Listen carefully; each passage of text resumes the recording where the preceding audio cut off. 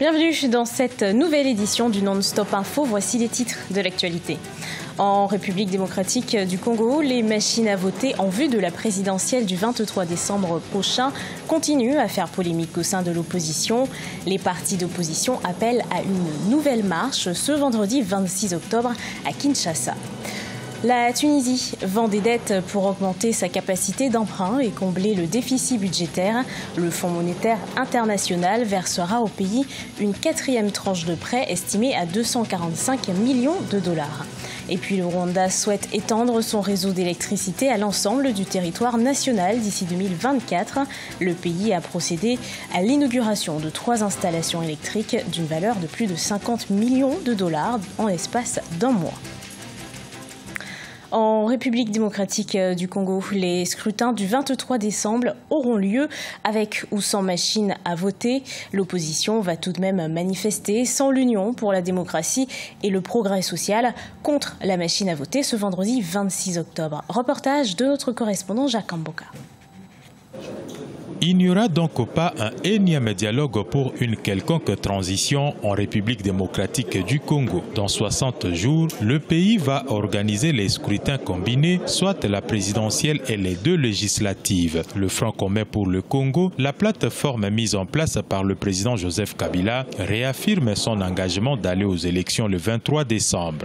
La position donc du Front commun pour le Congo aujourd'hui, c'est celle de pouvoir soutenir le processus électoral tel que conçu et mis en œuvre aujourd'hui par les institutions compétentes, en amont la CENI et en aval la Cour constitutionnelle. La machine à voter rejetée par l'opposition n'est plus un préalable pour le principal parti de l'opposition. À l'Union pour la démocratie et le progrès social, parti d'Étienne Tshisekedi, aujourd'hui dirigé par Félix Tshisekedi, candidat à la présidentielle, avec ou sans cet outil, on doit aller aux élections. Refuser d'aller aux élections, c'est accorder un chèque en blanc à M. Corneille Nangaa,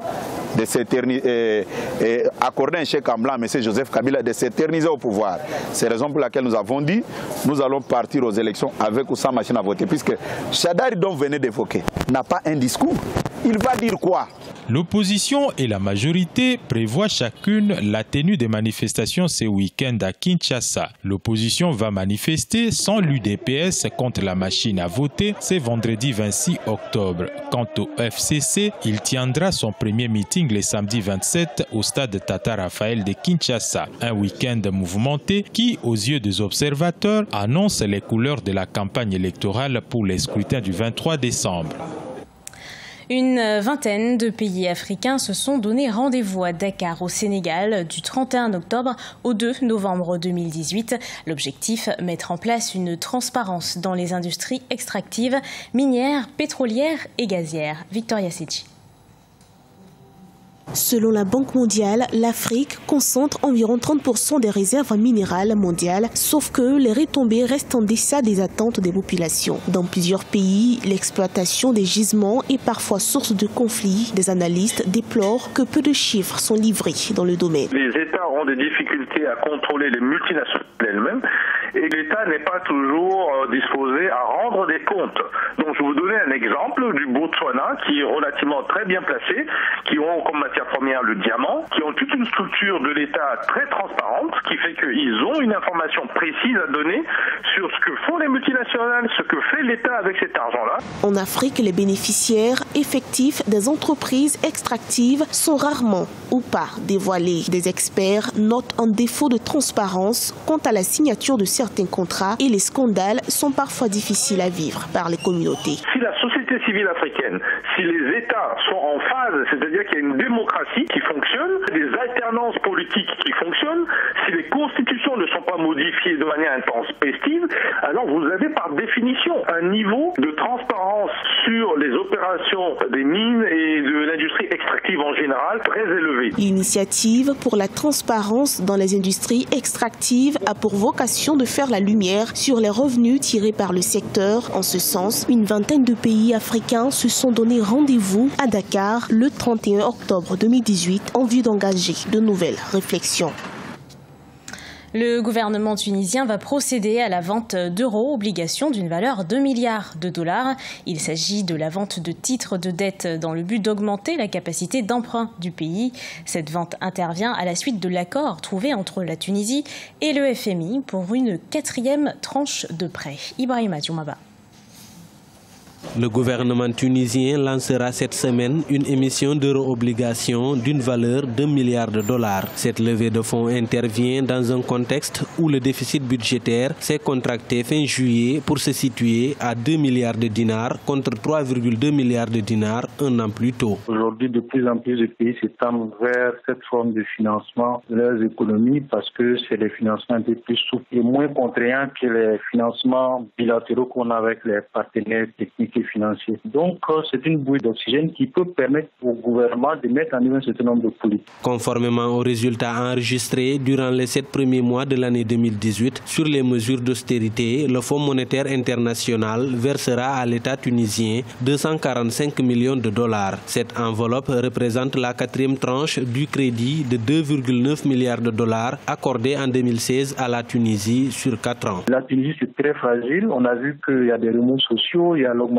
du prix du carburant. D'autres secteurs vont être probablement touchés. Donc le défi pour le gouvernement, c'est de contenir un peu ces revendications sociales ou cette colère sociale qui va en montant et de réussir à mettre en œuvre un programme politique qui permette de répondre aux aspirations des Tunisiens. Le gouvernement tunisien prévoit dans la loi de finances 2018 un déficit budgétaire de l'ordre de 5,2 milliards de dinars, soit 4,9% du PIB, alors que le Fonds monétaire international estime que celui-ci sera de 6% à la fin de l'année. A rappeler que l'endettement public de la Tunisie s'est situé à 69,9% du PIB en juillet 2010. L'un des pays les plus ensoleillés au monde, Djibouti, part en quête d'indépendance énergétique. Le pays se donne pour priorité le développement des énergies renouvelables avec un objectif, consommer de l'énergie électrique 100% verte d'ici 2025. Cheikh Omar Bandago. Djibouti veut réduire sa dépendance énergétique vis-à-vis de l'Éthiopie. En effet, le pays importe plus de 70% de sa consommation locale en électricité de son voisin, ce qui a un coût sur la productivité des entreprises de ce pays d'Afrique de l'Est. Et pour y arriver, les autorités misent sur les énergies solaires. Vous savez que Djibouti est sur le rift du Valais. Donc nous avons des potentiels en géothermique qui avoisinent les 1000 MW. Nous avons des vents avoisinant les 8 à 12 mètres de vitesse qui peuvent faire tourner des puissants générateurs. Donc je crois que nous pouvons produire une énergie suffisante pour la République de Djibouti, mais aussi l'exporter les années à venir. Le pays a pourtant l'un des taux d'ensoleillement les plus élevés au monde, avec 300 jours dans l'année, et des initiatives privées sont nées pour encourager les autorités. Présente à cette rencontre sur les énergies renouvelables qui s'est tenue du 21 au 23 octobre à Djibouti, Solar 7 ambitionne de rendre disponibles des kits solaires à moindre coût aux populations. Jusqu'à présent, nous avons installé aux alentours de 2000 poteaux luminaires solaires ici à Djibouti, en centre-ville et en région. Nous avons aussi installé des kits solaires domestiques autonomes sur 500 maisons dans les quartiers les plus populaires de Djibouti. Les défis principaux sont vraiment l'expansion. Donc on veut vraiment aujourd'hui s'agrandir et le but ultime, c'est de faire notre usine de panneaux solaires. Donc ça, c'est dans les prochains mois et à terme avoir des produits 100% djiboutiens.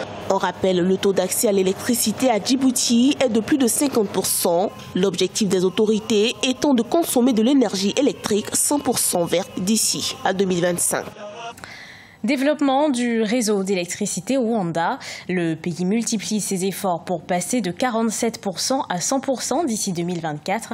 Le Rwanda a reçu une aide de montant de 269 millions de dollars américains de la part de la Banque africaine de développement. Fraterne Dakaisanga.